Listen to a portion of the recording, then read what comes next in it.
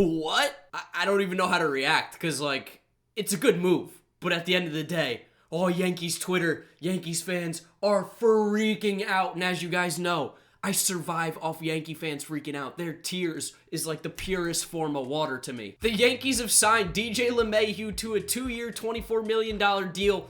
Bigger news, that means Machado ain't coming to the Bronx. Which, hallelujah. I mean, the baseball gods, you've been listening. You didn't give the Yankees Manny Machado. Thank you for that. We're still not done, though. Keep him away from Philadelphia. Keep Bryce Harper away from Philadelphia and Washington, and then we'll be happy campers. But we're 1 for 1 so far, baseball gods. You're making me happy. I love it. But I mean, this is one of the more confusing moves of the entire offseason. Now, I've had a few minutes to think about it, and I think I know what the Yankees' plan forward is going to be. We'll talk about everything, the DJ LeMahieu move, but before we do get going into that, you guys know what to do. Leave a like on this video if you do enjoy it. Yesterday, the Jed Lowry video, woo! Absolutely killed it. We're almost at 1,000 likes in under 24 hours. Crazy. Subscribe to the channel if you're new and you enjoy the content. We're talking about baseball on here every single day. The hot stove is finally starting to heat up. Dominoes are starting to fall. You don't want to miss it. Subscribe so you're always seeing the content. And don't forget to get in the comment section down below. Let me get your thoughts, feelings, opinions on this whole DJ LeMahieu move. Yankees fans, I'd love to see the cataclysmic explosion that's going on in your head and all the crazy feelings that you're feeling down below as well. Join the team. Be a part of the conversation. And remember, you can follow me on Twitter and Instagram at GiraffeNeckMarc. Links in the description as always to both of those. Make sure to follow me over there. Interact talking about baseball. It's the best way to get a deeper inside look into what I'm talking about. And as always, you can follow me on Twitter and Instagram at GiraffeNeckMarc. Links in the description down below. I talk about baseball on both of those all the time. It's a great way to interact with me. So without further ado, let's get a little comfortable here. We're talking about the New York Yankees today, and you ain't getting Manny Machado. Let's go! Although, man, I'll look like an ass if the Phillies get him, because that's worse for the Mets. But I've been showing my hand all offseason about what I want to happen, and so far, it's been pretty good. So I'm going to take my risk here and celebrate the Yankees not getting Machado. You know I gotta do it to you, Yankee fans.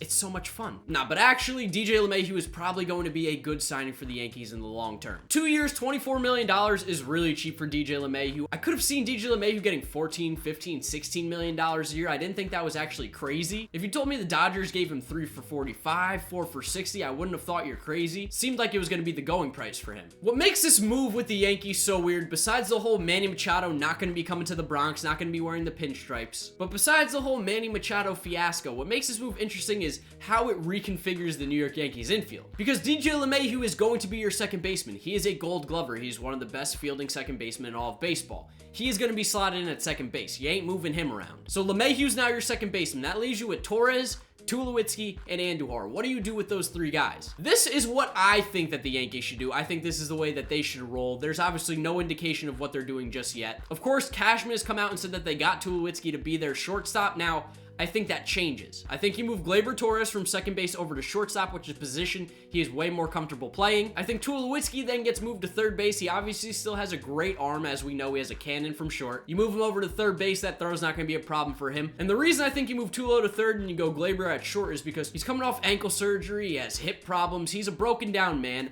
I don't think he's going to have that first step to play shortstop, one of the reasons why the Blue Jays got rid of him. The range of motion, the ability to get to those balls deep in the hole or up the middle, I just don't think Tulowitzki's going to have it. Now, the man can prove me wrong, but I think third base makes a lot more sense to him. Yes, his reaction time is going to have to be a lot quicker. The ball gets to you a lot faster at the hot corner than does it short, but a quick step to your left, quick step to your right is a lot different than having to get to that ball in the hole, plant and throw, or get to that ball up the middle, spin and throw. I just don't know if Tulowitzki has that range left in him anymore with all these injuries. So in my opinion, you go LeMahieu second, Torres short, Tulo at third, which then leaves you with where does Andújar go? Well, as we know, Andújar was a horrible fielding third baseman last year. He was not great there defensively. And of course, the dude has a fantastic bat, 40 plus doubles, 20 plus homers. He was one of the best hitters for the Yankees last year. Well, that leaves first base wide open, and what do you know? The Yankees have a problem at first base. You got Greg Bird and Luke Voit. Now, yes, Luke Voit had a crazy second half of the season when he was acquired by the Yankees. In 39 games last season for the New York Yankees, Luke Voit hit .333 with a .405 on-base percentage,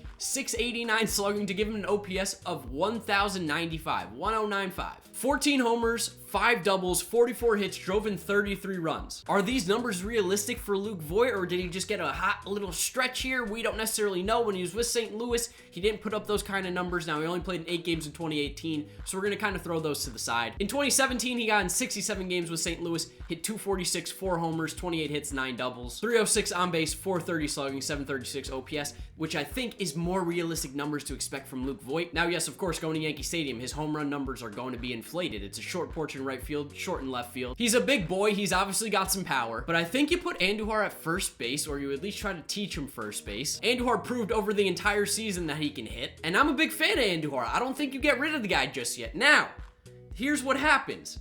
If you don't want to go with Andújar at first base, you want to go with Tulo at third, you want to go Gleyber short, LeMahieu at second, you can now trade Andújar as well to maybe go get some extra pitching, which if you're a Yankee fan is something that you have been complaining about all offseason, that you guys don't have enough pitching. You don't trust CC Sabathia as your number 5 starter. Now, in my personal opinion, I think the Yankees pitching staff is actually severely underrated. James Paxton's a really good pitcher when he's healthy on the mound. Masahiro Tanaka, when that splitter is working, is one of the hardest pitchers to hit in all of baseball. Luis Severino, yes, he had his issues down the stretch, but Luis Severino is an ace. That dude is a really good pitcher, and I think if he fixes the tipping pitches problem, he's going to go back to being pretty unhittable. You got J Happ, who's a really good lefty. He's proven that he can pitch in New York. The last few years, he's been a really good left-handed pitcher. Those 4 right there are legitimate starting pitchers. Not to mention, CC wasn't horrible last year. For a 5-starter, CC Sabathia is pretty good. The dude's gonna eat innings. So I don't think pitching is as huge of an issue as a lot of Yankee fans have made it out to be.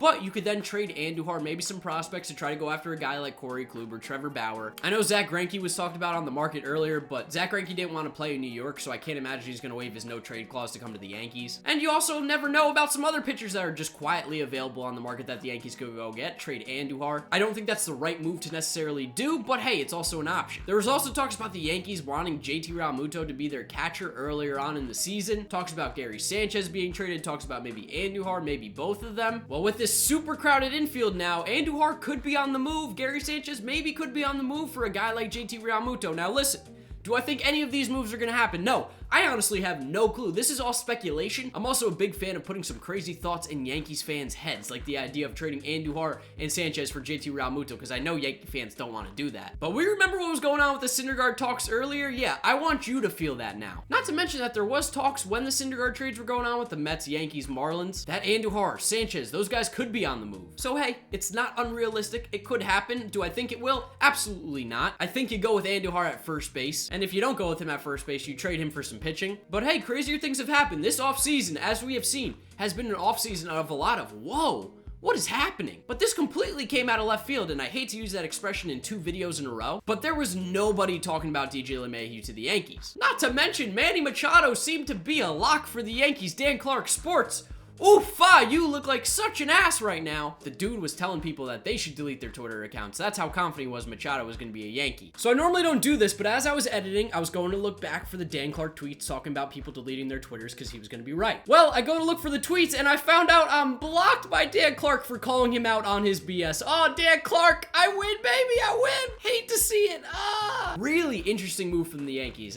At the end of the day, it does make their team a better team. DJ LeMahieu is a really good second baseman. They're going to be very happy with what they get there, and it adds even more depth to that Yankees lineup. It's just interesting because now you got a lot of questions. DJ LeMahieu's your second baseman. That's what it is. I can't imagine they're going to move him to third. Why would you take a Gold Glover out of his position and move him to a different one? Especially when you have this clear option, at least in my opinion, where you go LeMahieu second, Gleyber short, Tulo third, and you go Andújar at first. I don't know. It's going to be interesting. I'd love to know what you guys think down in the comment section down below. This has definitely been one of the more interesting off seasons in general, especially for the Yankees. I mean, when was the last time you heard of a mega superstar who wanted to suit up in the pinstripes in the Bronx for the New York Yankees, and he doesn't end up there? Because that is what's happening with Manny Machado. The Yankees did not take Manny Machado, which in the long-term process could be a good move here. He doesn't lock up a lot of money down the line because, of course, at some point, it's not soon, but at some point, you're going to have to pay Judge. You're going to have to pay Sanchez. You've, of course, got the big Giancarlo contract. You're going to have to pay Torres. You're going to have to pay Andújar if you hold on to him. You're going to have to pay Severino. Again, not anytime soon, but the Manny Machado contract, of course, would overlap with having to re-sign those guys. I don't know. It's just weird, man. This is like